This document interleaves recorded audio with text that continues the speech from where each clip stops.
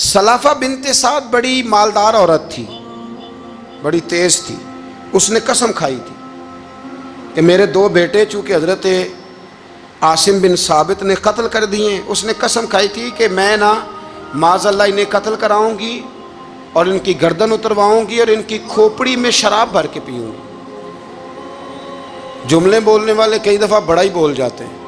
हज़रत आसिम बिन साबित बिन कैस रदी अल्लाह ताला, सलाफा बिन साद कहने लगी कि मेरे बेटे चूँकि इन्होंने कत्ल किए तो 100 ऊँट दूंगी जो इन्हें शहीद करेगा, और फिर मैं माज़अल्लाह इनकी गर्दन उतरवा के खोपड़ी के अंदर शराब भर के पीऊँगी। हज़रत आसिम बिन साबित बड़े बहादुर थे, काबू ना आ सके। काफिरों ने एक चाल चली कि मदीने से कुछ मुबल्लिग मांगे तबलीग करने के लिए।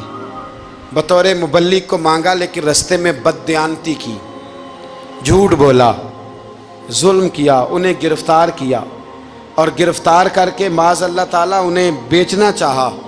हज़रत आसिम बिन साबित कहने लगे मैं मैदान का आदमी हूँ, मैं कैद होने से लड़ाई करने को बेहतर समझता हूँ, मैं कुफ़ार का कैदी होने से शहीद होने को फजीलत दूंगा। तलवार निकाल ली, नेज़े निकाल लिए, लड़ने लगे। अब अकेला आदमी और सामने दर्जनों बीसियों लड़ने वाले, सब का रुख जब उन्हीं की तरफ हुआ, तो हज़रत आसिम बिन साबित बिन कैस रदी अल्लाह ताला अन्हु समझने लगे अब शहीद हो जाऊंगा। तो आपने एक दुआ मांगी, कहने लगे ऐ अल्लाह मेरे बदन की हिफाजत करना, ऐ अल्लाह मेरे वजूद की हिफाजत करना, गोया मेरी लाश की ये बेहुरमती ना करें, अल्लाह हिफाजत करना। शहीद कर दिए गए। जैसे ही आप शहीद हुए तो अब वहाँ तो मन्नत ये थी ना माज़अल्लाह के गला काटेंगे और माज़अल्लाह खोपड़ी में शराब पिएंगे।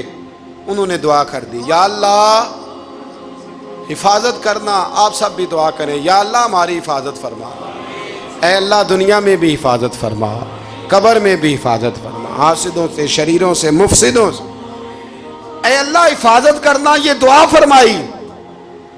जब आप शहीद कर दिए गए ना, लाश मुबारक करीब थी, तो काफिर गर्दन काटने के लिए आगे बढ़े तो सैकड़ों की तादाद में शहद की मक्खियां आ गईं। उन्होंने घेरा डाल लिया सारे वजूद को। अब कितनी को मक्खियां उड़ाएं? एक को उड़ाते हैं 10 और आ जाती हैं, 2 को उड़ाते हैं 10 और आ। उनका ख्याल था शायद वजूद काटने आई हैं। वो चले गए, कहने लगे शाम को जब मक्खियां चली जाएंगी तो दोबारा आएंगे। लेकिन जब मक्खियां उड़ी तो उन्होंने वजूद को छुआ भी नहीं था। उन्होंने वजूद की हिफाजत की, दुआ मांगी थी, ऐ अल्लाह इनसे मेरी हिफाजत फरमा, मुझे साबित कदम रख। मक्खियों ने वजूद को छुआ भी नहीं। और जब रात हुई तो ना बादल थे, ना पानी था, ना हवा थी, लेकिन अल्लाह ने पानी भेजा, बारिश आई और हज़रत आसिम बिन साबित की लाश को बहा के ले गई, वजूद बहा के ले गई। सवेरे ढूंढते रहे पर उनका वजूद किसी को मिला। बाद मरन दे मुखड़ा मेरा हो जावे जे ताज़ा, फिर समझ लेना महबूब मेरे ने आन पड़े है जनाजा, फिर समझ लेना महबूब मेरे ने आन पड़े है। और एक शेर पढ़ ना दूं चला गए गोलड़ा का, कई दफ़ा पढ़ता हूँ, आज फिर ना कह दूं। कहने लगे बेकदरा कुछ कदर न जाती, कीती खूब तसल्ली हूँ, दुनियादार पुजारी जरदे कुत्तियां दे गल टल्ली हूँ, बुक बुक रोशन अखियां तकियो वेख हवेली कल्ली हूँ, कूच नसीर असां जदों कीती पै जानी तरथल्ली हो। तो याद रख मेरे भाई, जब आप साबित कदम, हजरत खुबाब रदी अल्लाह ताला अन्हु, बुखारी में जिक्र है, कुतुब हदीस में, कुतुब सीरत में जिक्र। हजरत खुबाब रदी अल्लाह ताला अन्हु ने उस वक़्त कलमा पढ़ा जब अभी 5 लोग कलमा पढ़ते थे, कुल बंदे अस्साबिकून अल-अव्वलून।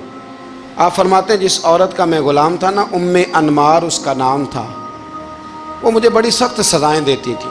आप लोहार का काम करते थे, सुलाखें, आपको पता है लोहार सुलाख रखता है पहले आग में, भट्टी में, फिर वो जब पूरी तरह तपती है फिर कुछ बनता है, लोहार का काम करते थे।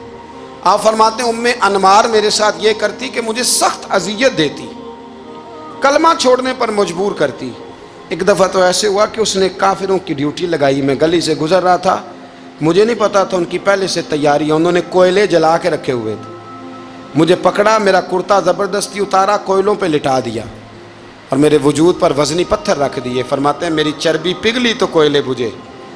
ये शहादत गाहे उल्फत में कदम रखना, لوگ آسان سمجھتے ہیں مسلمان ہونا، زخم پہ زخم کھا کے جی، خون جگر کے گھونٹ پی، آہ نہ کر لبوں کو سی، یہ عشق ہے کوئی دل لگی نہیں، اس میں بڑی برداشت کرنی پڑتی ہے۔ آپ فرماتے ہیں کہ حضور علیہ السلام نہ خانہ کعبہ کی دیوار کے ساتھ ٹیک لگائے بیٹھے تھے، میں ایک دن حاضر، مجھے بڑی تکلیف دیتے تھے، کہتے ہیں جب میں کام کر رہا ہوتا تھا تو میری مالکن آتی تو وہ نکال کے نا سلاخ تو میرے سر پہ رکھ دیتی، میرا سارا وجود زخمی تھا۔ حضور خانہ کعبہ کی دیوار سے ٹیک لگائے بیٹھے تھے، میں حاضر ہوا تو محبوب کریم بھی اٹھے، تو حضور علیہ السلام سے میں نے عرض کی حضور دیکھیں مجھے کتنی تکلیف دی جاتی، تو ابھی فرمانے لگے بس اتنی، فرمایا تم سے پہلے لوگوں کے سروں پر آرے رکھ کے 2 حصوں میں چیر دیا جاتا تھا، لوہے کی کنگھیوں سے ان کے وجود ادھیڑ دیے جاتے تھے، پر وہ سی نہیں کرتے تھے، اف نہیں کرتے تھے، میں خبردار بس اتنی۔ اور پھر میرے حضور نے ہاتھ اٹھائے کہا اے اللہ خباب کی مدد فرما، اے اللہ خباب کی، اتنے لفظ ادا کی۔ حضرت خباب کہتے ہیں پھر میں نے وقت کو وقت دیا، پھر میں نے حالات کو وقت دیا، پھر میں نے اپنے محبوب کی دعا کو قبول ہوتے دیکھا۔ فرماتے ہیں وہ میری مالکن جو مجھے تکلیف دیتی تھی، اذیت دیتی تھی، پھر اس کا حال یہ تھا کہ اس کے سر میں درد اٹھا، اور جس طرح کتا چیختا ہے جب اسے مارا جاتا ہے تو وہ چلاتا ہے، اس طرح وہ آوازیں نکالتی۔ پھر وہ بہت بڑے طبیب کے پاس گئی تو اسے کسی نے کہا کہ لوہے کی سلاخوں سے اپنے سر کو دگوایا کر، داغ دیا کر، اسے جلایا کر جگہ جگہ سے تاکہ تیرے اندر کا درد ختم ہو۔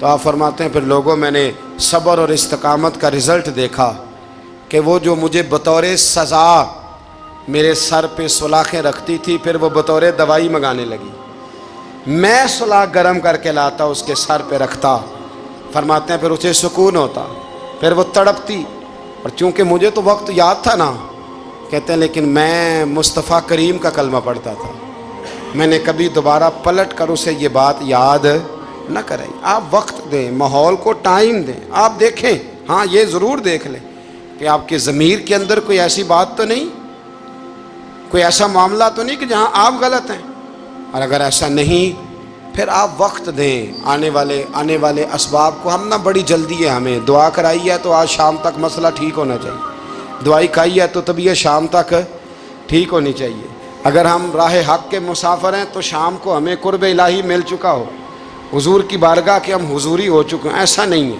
آپ وقت دیں، سفر کو جاری رکھیں، تسلسل کے ساتھ سفر کریں، سفر کے لیے جتنے اسباب کی ضرورت ہے وہ سارے اکٹھے کریں، محنت پوری کریں، جد و جہد پوری کریں، ہمت پوری کریں، لیکن پھر نتیجہ اپنے رب کریم پہ چھوڑ دیں۔